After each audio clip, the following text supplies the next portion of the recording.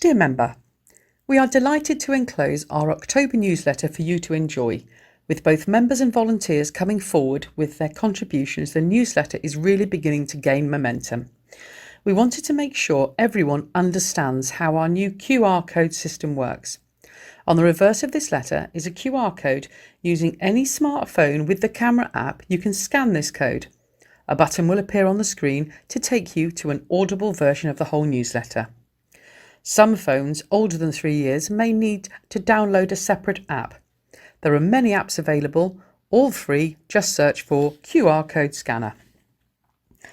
We are saddened by the news that meetings are again very restricted by numbers. However, we are very excited to announce that we are now opening a new telephone and online befriending service to all of our members. Our service is designed to put people in touch with people using telephones, tablets, computers, whichever you find easiest. We will send out further information as the service is launched, which will be later this month. Finally, we would look forward to our 125-year celebration next month. We are launching an annual raffle with £125 cash prize and a further 125 prizes to celebrate this.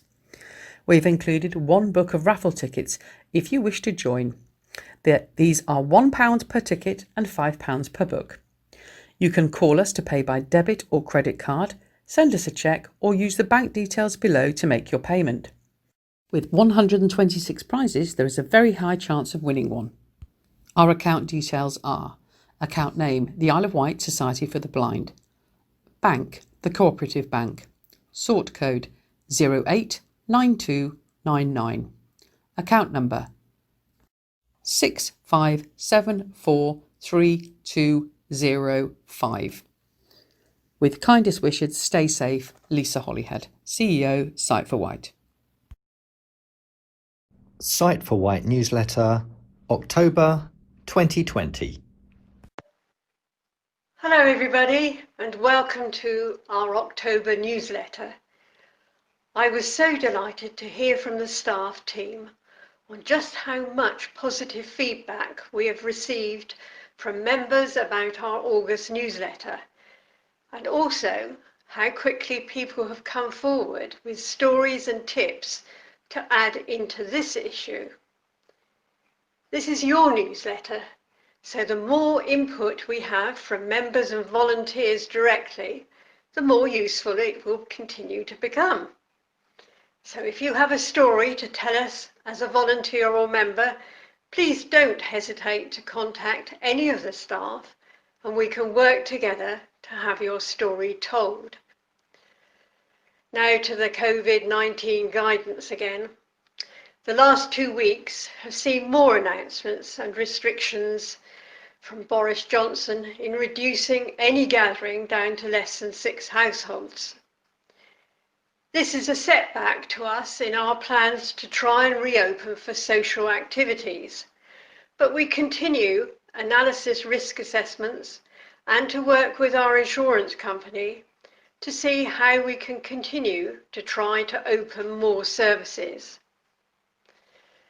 Now to our wonderful volunteers. I'd like to thank all our volunteers again for past and future help. And I am delighted that so many of the Dress for Less volunteers have felt safe enough to return to our shop.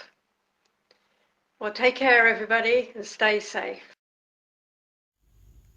Hello, this is Lisa, CEO for Sight for Wight, with the update for the October newsletter. We are delighted that we have now sent out a summary of our new 2020 strategy to all members. This strategy looks forward in continuing to develop Sight for Wight to best serve the needs and wishes of our members. We are very excited to announce that next month, Sight for Wight, born as the Isle of Wight Society for the Blind, celebrates 125 years of service to people. We are the oldest Isle of Wight charity. Equally importantly, during the latter part of lockdown, Talking News celebrated 45 years of weekly service, and our audio library celebrated 40 years too. Please look out later this month for our announcements and celebrations in the press. The Hampshire and Isle of Wight Police Visual Impairments Protocol has now been launched. It came about entirely due to one of our members highlighting to the police how difficult it can be for a sight-impaired person to identify if a police officer is genuine or not. We have worked closely with the police to ensure the procedure developed and information about it actually works on a practical level. We interviewed the Assistant Chief Commissioner, directly asking exactly how the system will work and what happens when it doesn't. Further, BBC Radio Solent interviewed us. Both interviews are available through our website and will appear on Talking News. Thank you, Lisa. Hello, I'm Laura Gouljar, Eye Clinic Liaison Officer and Trustee for Sight for Wight. Eye Clinic Liaison Officer. From 1st of August 2020, anyone over the age of 75 is now required to pay the TV licence fee unless they qualify for a concession. Anyone registered as severely sight impaired can apply for a 50% reduction of the cost of their licence. Evidence of your registration status should be in the form of a Certificate of Vision Impairment, CVI, or a BD8, which is an older version of the CVI.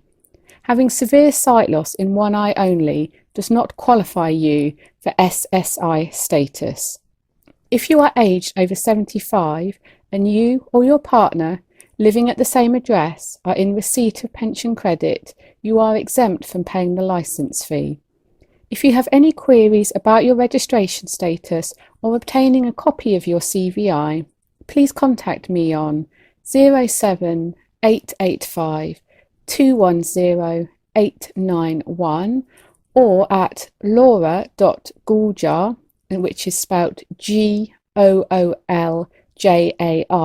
That's laura.gouljar at rnib.org.uk.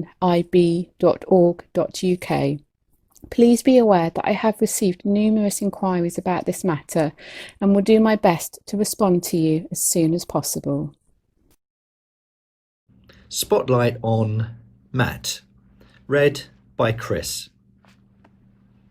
Matt was born in Upminster, Essex, with a rare eye condition called microphthalmia, which is an eye abnormality that arises before birth.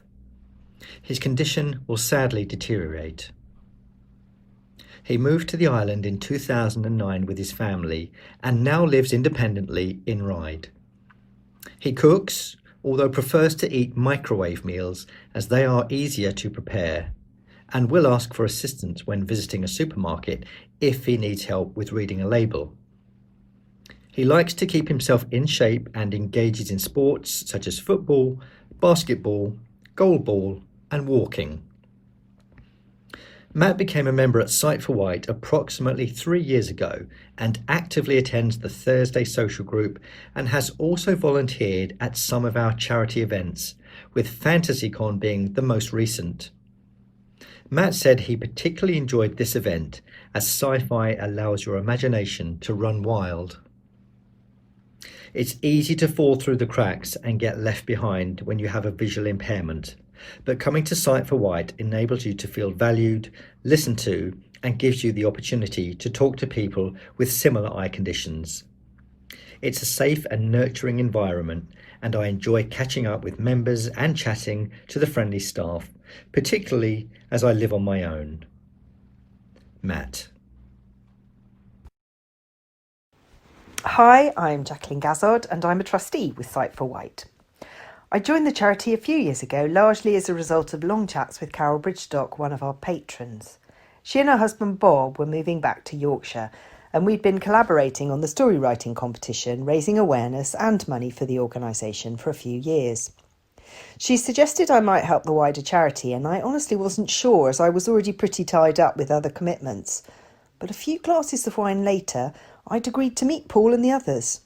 And actually, once I joined, I couldn't think why I'd taken so long to get involved. My background is public relations, and I spent years living in London working professionally for charities.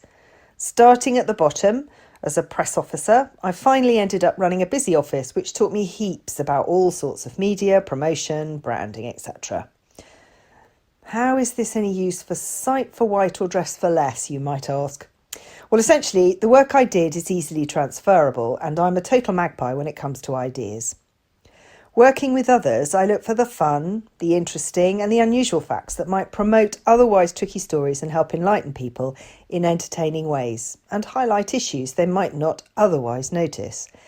I've been able to share this with the rest of the team at Sight for Wight, and make no mistake, we are now a team of people sharing knowledge and ideas from all walks of life, working in new ways to ensure the members get the support they need when they want it.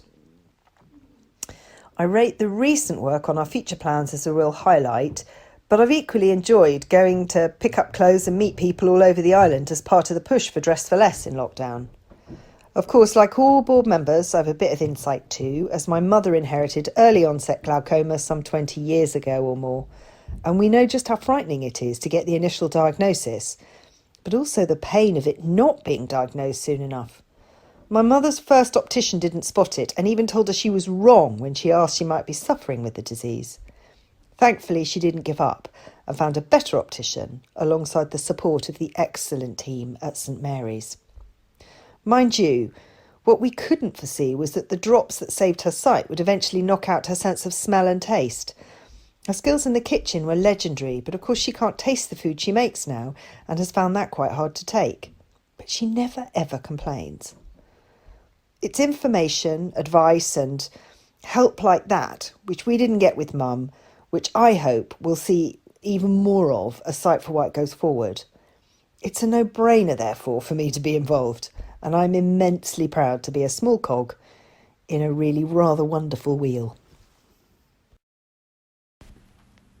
Tips and advice direct from other members. A tip I use to help with my glass not falling over, I put paper towels or rubber mats down so they have something to grip onto, from Caroline from Ventnor. My daughter and I have the same size feet, and the shoe rack is often a jumble of flip-flop sandals, shoes and trainers. Whilst my son's size 12s are easy to spot, the rest tends to be a bit of a pick and mix, and there is more than one occasion where I have met up with friends only for them to ask why I'm wearing odd shoes. An easy way to prevent embarrassment and to keep your shoes tidy is to use humble clothes pegs. During lockdown I had a blitz of shoe rack, and the shoes are now neatly pegged together so I can confidently grab them, a matching pair, even in a hurry. From Ruth from Newport. I am always getting mixed up in the shower, which is shampoo and which is conditioner, so I have stuck a sticky letter C on the conditioner to feel which is which. I do the same with other bottles such as sauces. Nothing worse than red sauce on an egg. It has to be HP. For this I just use blue tack to mark down the brown sauce on top of the lid because it does not need to be waterproof. Sarah from Cows. Out and about cards. Remember that you can get badges from us. Just call the office and we will send it to you. We have partnered with the Age Friendly Island Initiative to create a set of out and about cards to help people to feel more confident to navigate social distancing and other COVID secure measures. There are 2 badges and each of them double-sided. Badge 1. Please be patient. I am exempt from wearing a face covering. Please be patient. Social distancing is challenging for me. Badge 2. Please be patient. Your use of face covering is challenging for me. Please be patient. I need time and space. This is an article about Blind Veterans UK, read by Terry. We are Blind Veterans UK, the national charity for ex-servicemen and women with severe sight loss. Founded in 1915 in response to blinded soldiers returning from the First World War, and previously known as St Dunstan's, Blind Veterans UK has supported tens of thousands of armed forces and national service veterans to rebuild their lives after sight loss. While Blind Veterans UK initially cared for veterans blinded in active service, today they help veterans no matter what caused their sight loss. We help ex-servicemen and ex-servicewomen to learn vital life skills and give them the tools they need to be safe in their own homes. Giving veterans free rehabilitation, training, equipment and support they need to live independent lives. We have a network of community support teams all over the UK, including the Isle of Wight, to give severely sight-impaired ex-servicemen and ex-servicewomen the rehabilitation and training they need closer to them, either in their own home or in their local area. We also have 2 dedicated centres in Brighton and Llandudno that provide vital rehabilitation, training and respite care to promote independence and well-being. As well as providing free specialist equipment, we also support people to find new hobbies such as cooking, art, or a new sport. We are still receiving applications for new severely sight-impaired ex-servicemen and women who could be entitled to support. If you or someone you know is entitled to Blind Veteran UK's free support, please contact us directly on 0800 389 7979 or call Sight for Wight, who can help you further. As a result of the COVID-19 pandemic, the charity has adapted its services to support its 5,000 beneficiaries. During the COVID-19 pandemic, blind veterans are able to offer support in the following areas: low vision assessment, potentially leading to free loan of specialist equipment, including handheld magnifiers, digital magnifiers, CCTVs, mobile phones, tablets, screen readers. Rehabilitation, health and welfare support in the form of virtual activity groups and peer support groups. Support with identifying and obtaining other services, for example, help at home. Volunteer support via a telephone befriender service. It's that time of year again to order large print diaries and calendars. We are going to be placing the orders on the 19th of October, 9th of November, 23rd of November and the 4th of December. To order, please complete the order form insert. We have the 2021 pocket diary for £6.25, the 2021 mini diary A5 for £8.25, the 2021 desk diary for £10.25, the 2021 jumbo diary £21, the 2021 wall hanging calendar for £7.50 and the 2021 wall hanging calendar landscape for £7.95. This is Howard reading an article which I've written, which I've called Once, Twice, Three Times a Reader.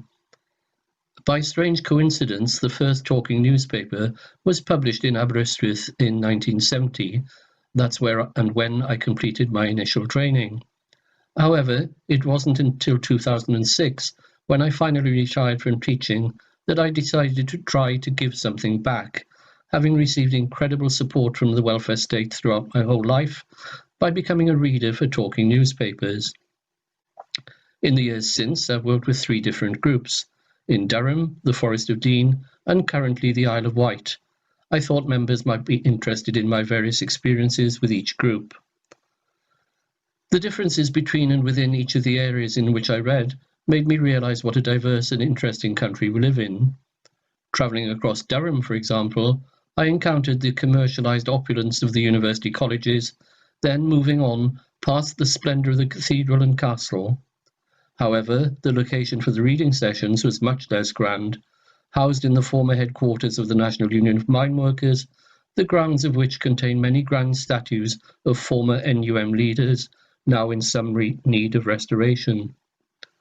The condition of the centre is a sad reflection of the demise of our once great coal industry, although I understand that attempts are currently being made to restore it. The Forest of Dean was a completely different scenario. My journey took me uphill and down dale, through weird-sounding places such as the Wilderness or the Maze. I invariably got magnificent views over the sprawling and beautifully meandering River Severn, with views towards as far as the land of my fathers. On one occasion, my journey time was cut considerably when I encountered a wild boar. They roam freely in the forest. Having been warned of the damage they could cause to vehicles, and being behind the wheel of a brand new convertible car, I decided that a sharp exit was called for and arrived very early for my reading. And so to the Isle of Wight, another of the UK's best kept secrets, and somewhere I wish we'd moved 2 years ago. Leaving aside the somewhat kiss-me-quick atmosphere of some of the seaside towns, the journey over the downs from Brading to Newport, with stunning views of the interior, or through sleepy villages like Arreton, is truly uplifting and therapeutic. What I value most about the island is the friendly and welcoming nature of the people, though I must admit I occasionally find their driving a bit scary. In terms of the actual production of the paper, the groups were broadly similar, although in Durham they arguably made a big mistake in giving me my own joke slot.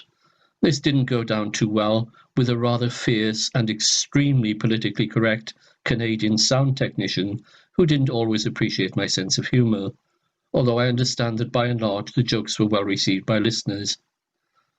In the Forest of Dean, they used a Volvo method of production, with separate teams each week taking responsibility for all aspects of production, from sourcing through to dispatch. While this meant being present for up to 3 hours every 4 weeks or so, it did give volunteers insight into all aspects of the work. They also had a greater delineation between the news and magazine section, with the magazine section drawing on material from national as well as local sources, and a good deal of open mic, free-flow discussion of articles, sometimes heated but often humorous. An interesting spin-off on the Isle of Wight paper has been my involvement with the Thursday Social Club, which, like the magazine section in the Forest, involves reading to a small group from a number of different types of source. As you will have gathered, I love my talking newspaper work. At the start of the article, I said that I volunteered in order to put something back.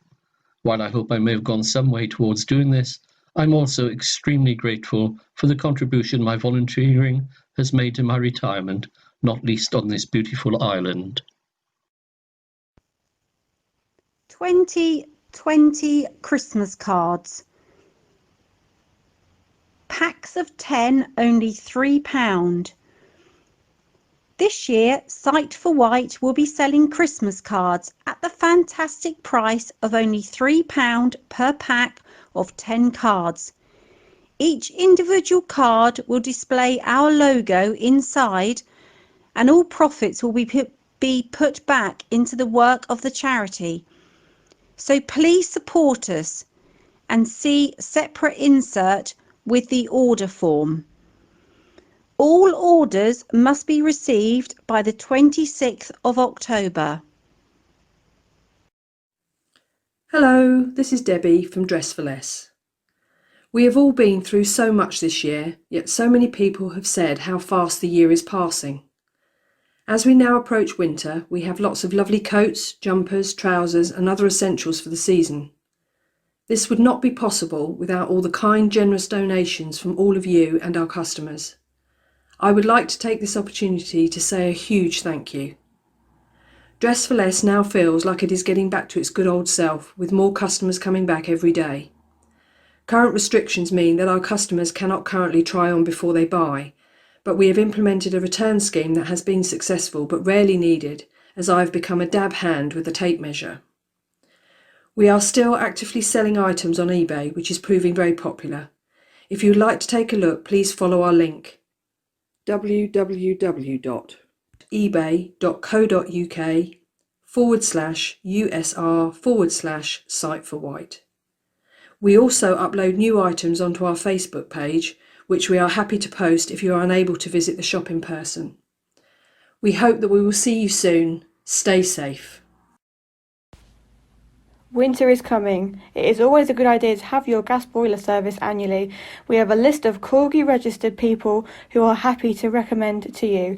Call on 01983 522205.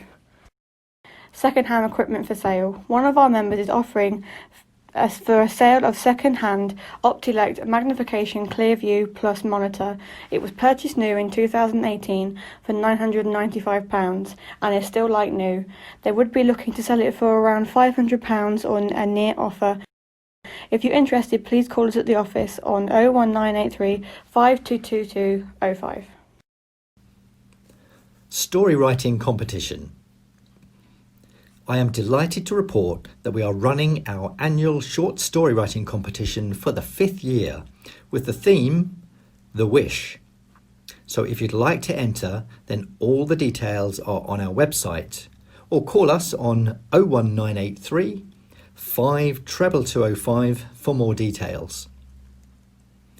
This year's celebrity lineup is very exciting as Jo Brand will be reading one of the winning stories. Jo is no stranger to our competition as she read the winning story for the 18 plus category in 2018, won by Fred Canavan. Melvin Hayes also returns for the 3rd year reading. Melvin was also one of our guests at the awards ceremony last year where he presented some of the winning prizes. Edana Minghella has been with us from year 1 and has not only read one of the winning stories each year, but she also performed a couple of jazz songs for us at the Newport Minster in 2017, and was ever the professional as, for those that attended will remember, the boiler decided to pack up, so it was indeed very cold. This year sees a new celebrity to the lineup, Ray Allen, an Ireland-born television screenwriter and playwright, best known for creating the 1970s BBC sitcom Some Mothers Do Have 'Em. I do hope you will enter our competition. Good luck. Short Story Writing Competition 2020 poster. Are you a budding author? Enter our charity competition for a chance to have your story published and recorded by a celebrity. This year's theme is The Wish. Entry forms available from Dress for Less, 114 St James Street, Newport. Downloadable at siteforwight.org.uk, or you can email inquiries at iwsb.org.uk. Entry fee is £6 for adults per story, and that's 1,500 to 2,000 words, and £3 for under 18s per story, and that's up to 750 words. Entries must be returned by Friday the 13th of November at 4 p.m. For more information, visit our website siteforwight.org.uk. Events 2020. 2020 annual raffle celebrating 125 years of Sight for Wight.